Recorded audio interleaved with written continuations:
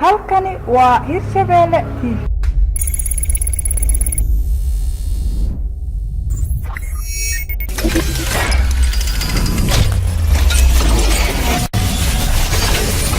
waxaan rabnaa in aan digniin u dirno haddaan nahay wasaaradda caafimaadka dowlad goboleedka Hirshabelle hay'adaha ka howlgala dowlad goboleedka Hirshabelle khaasatan Jowhar iyo Hiiraan waxaan leenahay hay'adaha ka howlgala labadan magaalo aan soo xusnay waa in sida ugu dhaqsiyaha badan ay isaga soo diiwaan geliyaan wasaaradda caafimaadka dowlad goboleedka Hirshabelle sidoo kale waxaan leenahay hay'adii markaas amarka aan soo gudbinay u hogaansami weyso waxaan ka qaadi doonaa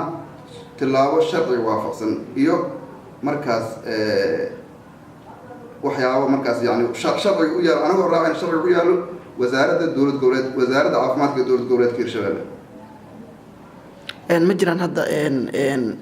hay-ado caafimaad oo iska soo diiwaan geliya wasaaradda labada dhinac way jiraan hay'ado caafimaad oo u diiwaan gashan wasaaradda caafimaadka laakiin sidoo kale waxaan ka warhaynaa hay'ado ka shaqeeyo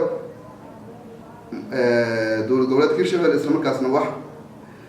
fasax aanan ka haysan wasaaradda waxa uu digayno waxaa waaye hay'adaha aanan diiwaan gashanayn ma aan hay'ad diiwaan gashan inaan haysano ilaa wax waqti aad u qabateen ma jira maalmo iyo waqti aan u qabano wuu jiraa haddana waan sii shaacinaynaa ugu dambeys 15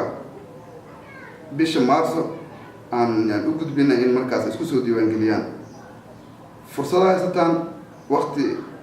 oo aad u ballaaran haysataan iska soo diiwaan geliya mar labaad iyo mar saddexaad waxaan idinku celinaynaa iska soo diiwaan gelisaan wasaaradda caafimaadka ee dowlad goboleedka Hirshabelle